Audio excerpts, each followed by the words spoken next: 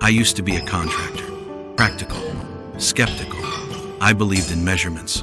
Blueprints. Not ghosts. So when I got the job to restore sections of Waverly Hills Sanatorium for a historical tour, I figured the eerie reputation was just marketing hype. I was wrong. On my third day, I was assigned to the old records room, where thousands of files once documented patient after patient, year after year. The space was tucked away behind a warped metal door that groaned like it didn't want to be opened. Inside, rows of rusted file cabinets stood crooked like sentinels. The air was cold, unnaturally so. My breath fogged in front of me. I was supposed to document structural damage. That's it. But something kept drawing me to a cabinet, drawer 5C. It was jammed at first, as if resisting, but with a violent tug it came loose, spilling old folders to the floor in a puff of stale air and black mold. That's when I saw it. A medical file, yellowed, brittle, but with my name typed cleanly across the top. Reed M. Wallace. My full name. Same spelling. Same date of birth. My blood ran cold. I stood there frozen, file in hand, as the silence around me deepened. I told myself it had to be a coincidence. I opened it. There were entries, treatment notes dated 1934.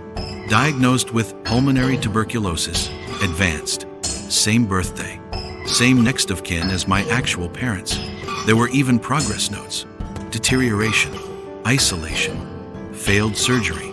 Last entry read, deceased, 6:43 a.m.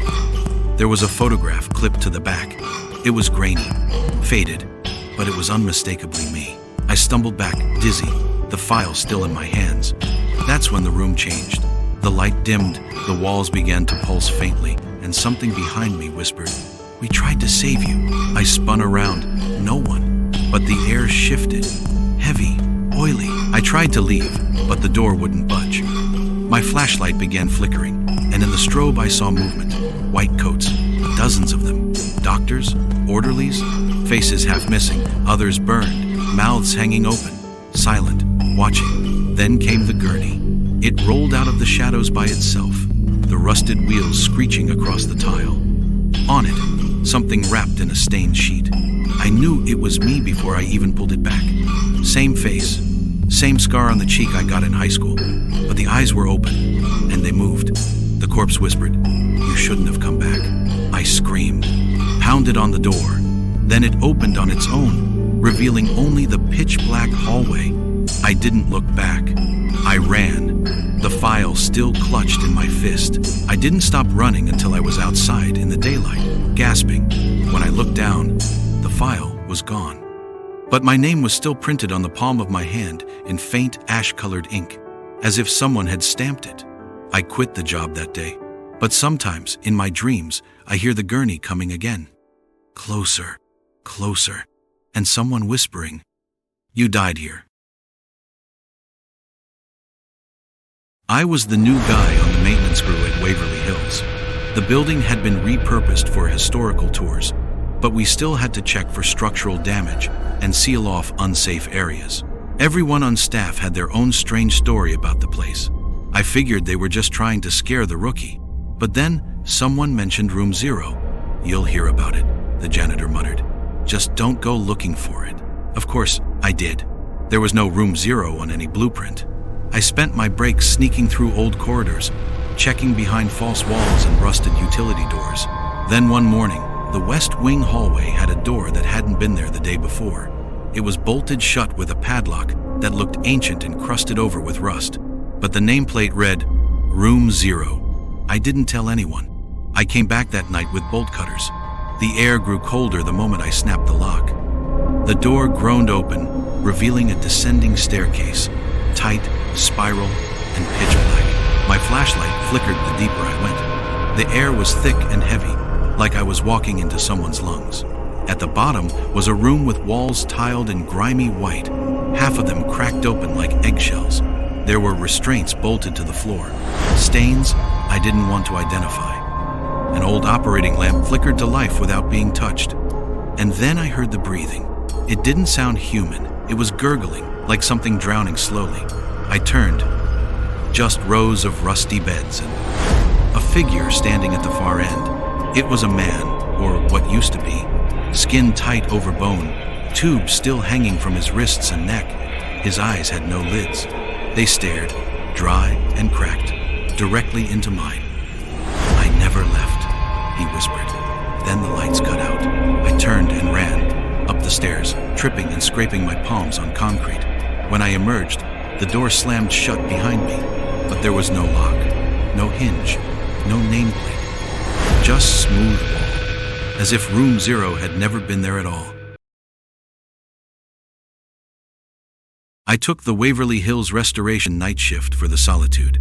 After years of chaotic construction sites and barking foremen, the quiet halls of the abandoned sanatorium were oddly peaceful, at least at first. Room 502 had always been off limits. Our foreman said it was structurally unsound, that the floor might give in. But everyone knew the real reason. The rumors. The nurse who hung herself from the light fixture in 1928. Another who jumped from the windows in 1932. People swore the room was cursed. I didn't believe in curses, but I did believe in curiosity. And one night, sometime after 2 a.m., I found myself climbing the main stairwell toward the 5th floor. Flashlight in hand, heart thudding. The upper levels were colder, sharp cold, that sank into your bones. Not the kind that came from busted insulation. The air grew still, thick, like the building was holding its breath. As I approached room 502, I heard something that stopped me mid-step. A voice. A woman's voice. Soft. Humming. She was singing. The tune was slow, almost a lullaby, but I couldn't place the melody. It was coming from behind the closed door of 502. I stood in front of the door and, against every ounce of sense I had, I knocked. The singing stopped. The silence that followed was worse. It pressed in on me, filled my ears like cotton soaked in static. I tried the handle. Unlocked. The door creaked open slowly. The room was empty. Empty, except for the old bed frame and an overturned chair in the corner. Dust coated everything like a skin. Cobwebs moved slightly, even though there was no wind. I stepped inside. Then I heard the humming again. But this time, it was behind me. I spun around. No one. But the door was now closed. I rushed back to it. Locked. I hit it hard. No give. Then I heard her breathing. Long, slow exhales, as though someone was inches from my neck. I froze. The humming began again, right in my ear. And then, a whisper. It's so high. The sound of feet climbing, but the floor didn't creak. And then, I felt hands. Cold, gentle, wrapping around me from behind. Not squeezing, just resting there. I didn't mean to fall, the voice said. I turned and saw her, a nurse, dressed in a faded white uniform, stained at the waist. Her skin hung loose from her face like parchment soaked in water. Her eyes were cloudy, but fixed on me. And she was floating. Her feet hovered inches above the tile. Her lips moved. I didn't mean to fall. And then she vanished. Not like a light going out. More like a scream being swallowed. Gone, but not gone. The door behind me opened slowly on its own. I didn't need more encouragement. I fled down the stairs, skipping steps, not looking back. But the humming followed me the whole way down. Even in the parking lot, as I fumbled with my keys, I could still hear her. That night, I barely slept. When I returned the next morning, room 502 was boarded up. Not by the crew, not by anyone on site. We don't even have that type of timber on location. Worse, there were boot prints in the dust just inside the door. Small, faint. I asked around. One of the older security guards told me that sometimes, just before sunrise, you can still hear her humming through the walls. He said she used to comfort patients when they were dying, even after she died herself. But me? I think she's still falling. Over and over. And sometimes, she just wants someone to fall with her. Every haunting has a witness. You've just become one. Subscribe and never be alone again.